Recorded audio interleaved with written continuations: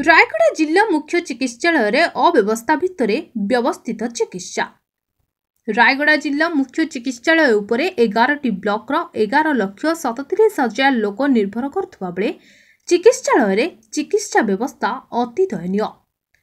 जिला मुख्य चिकित्सालय मात्र 100 शଯ୍या क्षमता विशिष्ट अटे, जहाँफल अनेक रोगी चिकित्सालय बारंडारे चिकित्सित होता भली चित्र साधारण घटना परिणत हो। कोटी कोटी टंकार विभिन्न जंत्रांश खत खाउथुवा बेले टेक्नीशियन अभाव यह व्यवहार हो पारुनाही। आज रायगड़ा निर्वाचन मंडलीर विधायक श्री काड्राका आपल स्वामी रायगड़ा मुख्य चिकित्सालय परिदर्शन करथिबा बेले रोगींक पई एभली अव्यवस्थित चिकित्सा देखि क्षुब्ध प्रकाश करथिले। रायगड़ा जिला मुख्य चिकित्सा अधिकारी डॉक्टर लालमोहन राउतरायଙ୍କ सह आलोचना मध्य करथिले। एने से चिकित्सालयर व्यवस्थित पदक्षेप पर हस्तक्षेप करने सह स्वास्थ्य मंत्री सह आलोचना करेंगे बोली कहछंती। ताहा सह जिला मुख्य चिकित्सा अधिकारी डॉक्टर राउतराय कहिथिले जे डाक्तर एवं स्वास्थ्य कर्मचारी अभाव और एने से बारंबार लिखित भावे विभाग को निवेदन करथिबा कहछंती।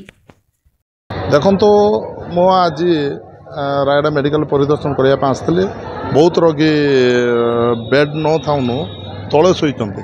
बहुत दुख लगुच रायगड़ार मेडिकल व्यवस्था देखिले आपण देखते एत सुंदर भाव में 7 महला खटाटा अच्छी किंतु मात्र ये 300 बेड्र आवश्यकता अच्छी किंतु 150 बेड्रे काम चलाउछन्ते। आउ ये देखिली डॉक्टर भी अभाव अच्छा आउ गोटे नर्स 100टा पेसेंट को देखुंते तांकर भी धैर्य ये ना। आउ जो कॉन्ट्राक्चुअल जो नर्स मैंने थे समस्त को शुणिली सप्ताह आगु को बंद करा जायछि।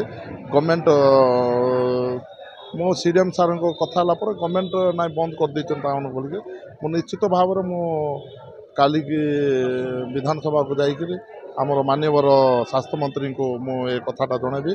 एटा हूँ 5th शेड्यूल एरिया, एटा आदिवासी बहुल जिलाटा आम मानक निहाती आवश्यकता अच्छी डॉक्टर एवं नर्स मानकर। जदि ये कौन से प्रकार व्यवस्था ना एत सुंदर मेडिकल बांधिक फायदा किसी ना। देखो तो से एत कोटी कोटी टंकार मिशनरी आणिक पकाई तार व्यवस्था किसी ना कि तार टेक्नीशियन किए नहांती एत सरकार कहीं एत कोटी कोटी टंका खर्च कर जापारनु।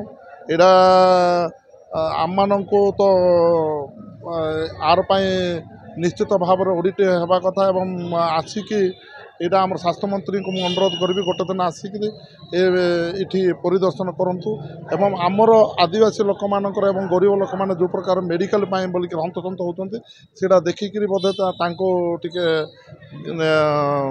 दुखटा पचे बोली मुझे आशा करुँच।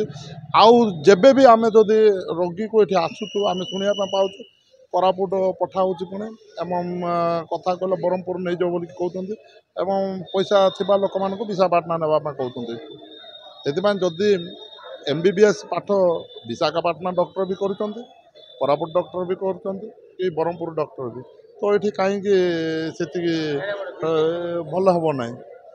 आपण को मु अनुरोध कर सबू जिनस अच्छी टेक्नीशियन मान को जब अपॉइंटमेंट करेंगे सरकार ताहले आम निश्चित भाव में इटर रोगी मान को बचाइबा बोलिक मु आशा करूँ। रायगड़ारू Dharanidhar Pattnaik report the news today.